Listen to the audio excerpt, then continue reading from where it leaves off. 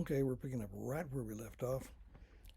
Manufacturing, problems in manufacturing. There are two things that went pretty much unnoticed during the 1920s, and they're going to be big trouble when things turn south. As I had just told you, wage increases fail to keep pace with productivity increases.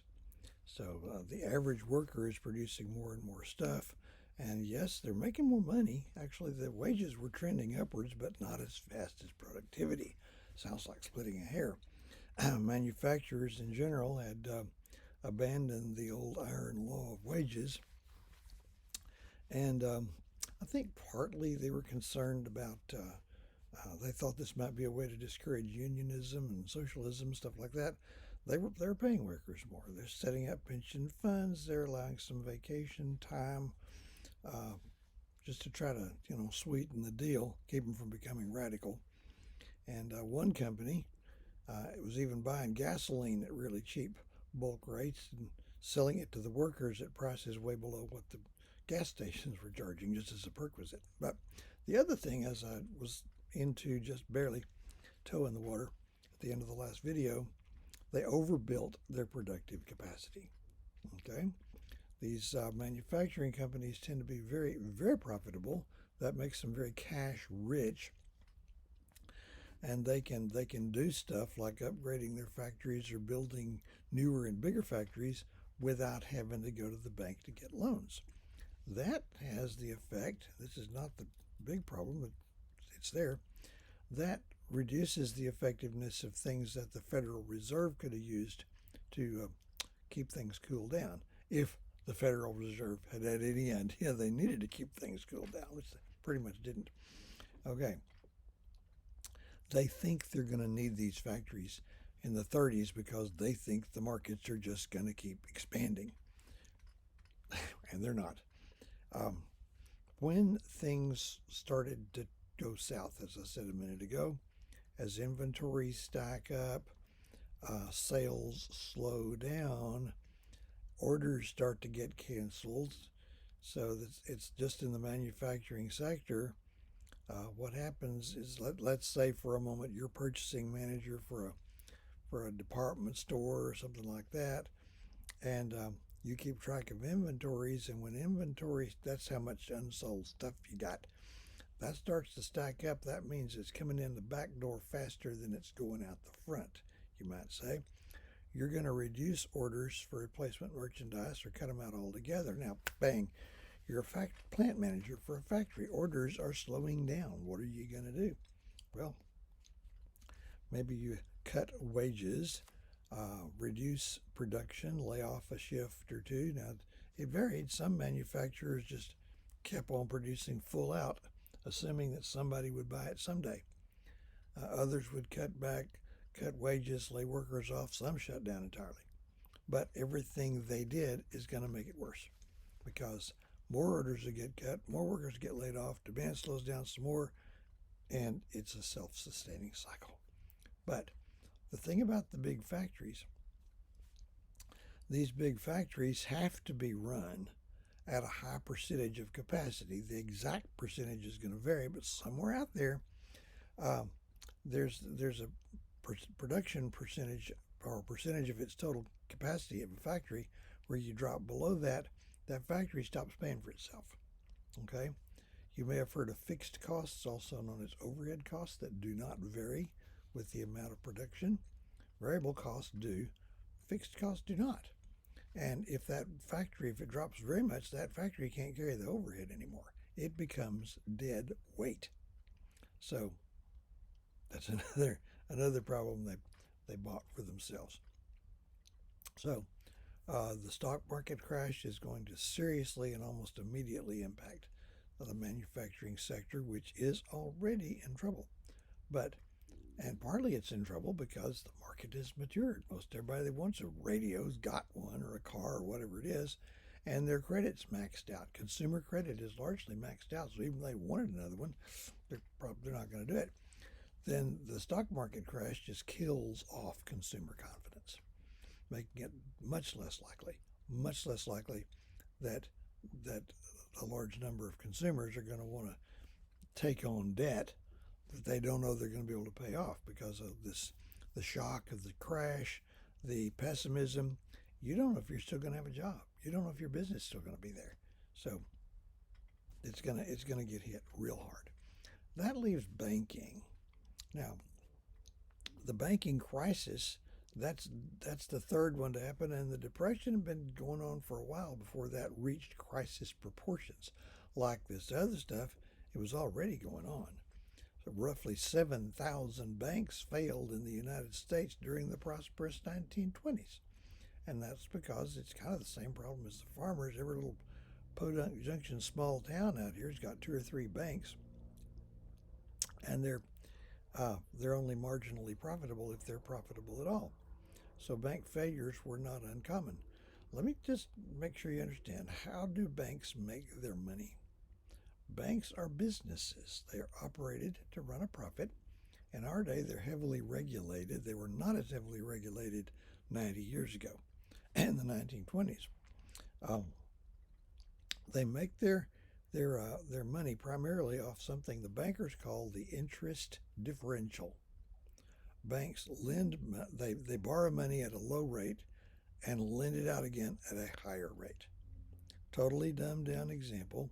This is not realistic for various reasons, but it'll illustrate the principle. Let's say you or I could borrow $100 million at 5% interest for a year. At the end of the year, we owe the lender $5 million. Okay? Now, you borrow that in the morning, and this afternoon you go out and lend it all out, every dollar of it, at 10% interest.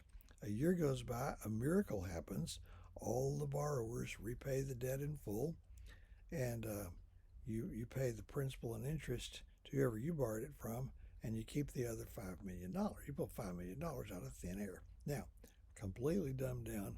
For one thing, banks can't lend out their total reserve because the Federal Reserve makes them keep around 14% of it it's a reserve requirement, but without getting off into that. So banks make their money out of the interest differential. So the way they compete is by trying to charge a little tiny fraction less interest on the money that they lend. So they keep coming to my bank instead of the bank down the street. They want to pay just a tiny little fraction more on what are called time deposits. That would be a savings account, or I don't know that they had these yet, but certificates of deposit. You don't hear much about those anymore. Wonder why.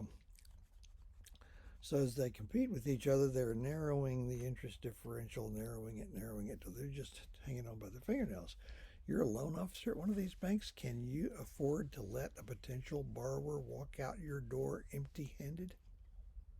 No, you're going to be under pressure to take risks, to make loans that may turn out to be bad loans. Some banks have that as a culture. Some are very risk averse. Others are willing to take some risks. That's now.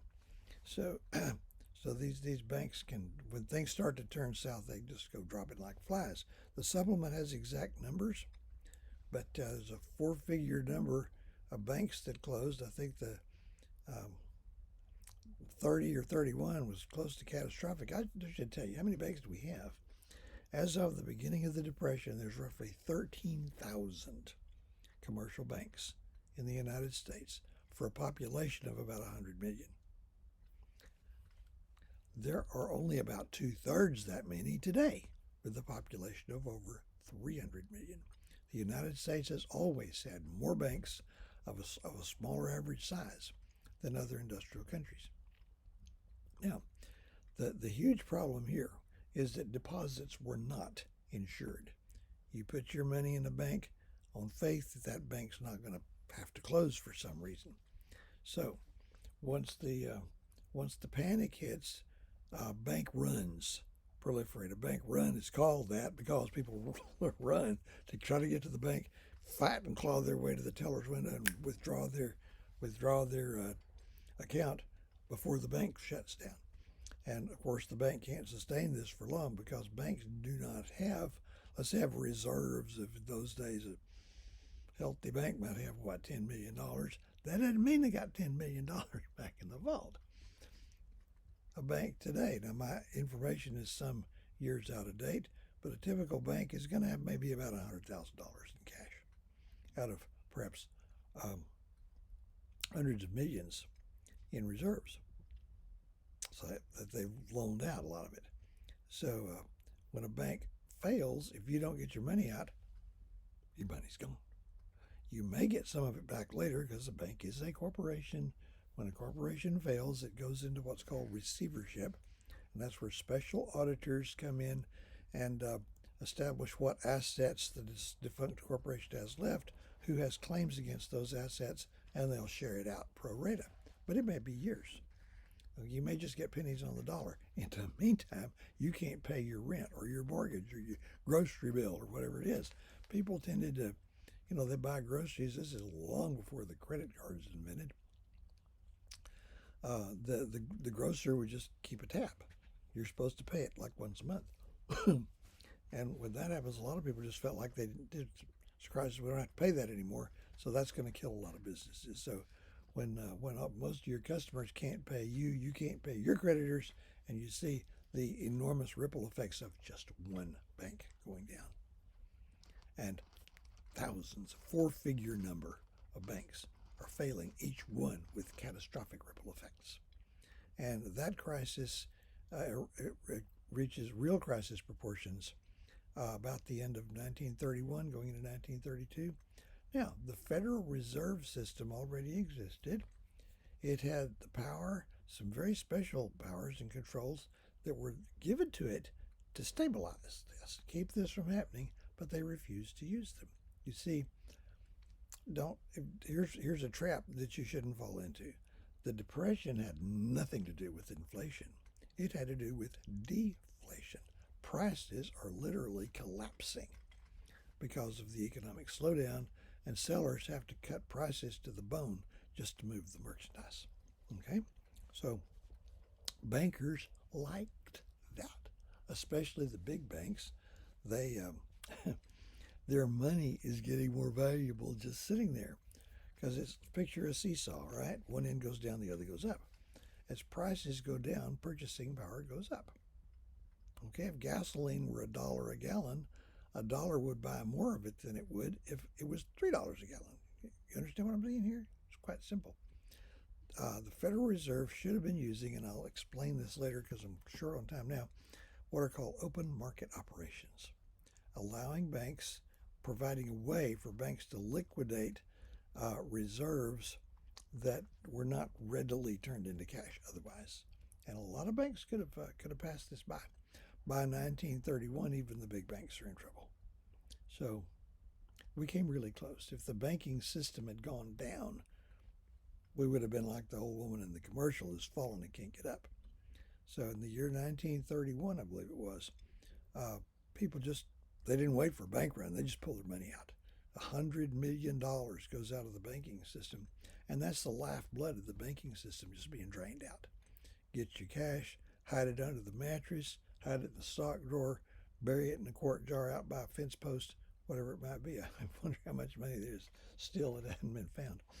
Well, so you got bang, bang, bang, triple threat crisis, and we were in a depression. The next thing we'll look at is just how far did we really fall, statistical proportions, and the emotional consequences of the crash. Because people who lived over that, unless they were wealthy somehow, somewhere like John F. Kennedy was, a teenager during all this, turned 20 in the year 1917. He later said all he knew about the Depression was what he read in the papers. Some Hollywood starlet. And the movie industry, they don't need to slow down. They offer people release. Referred to the 30s as a glamorous, glittering time.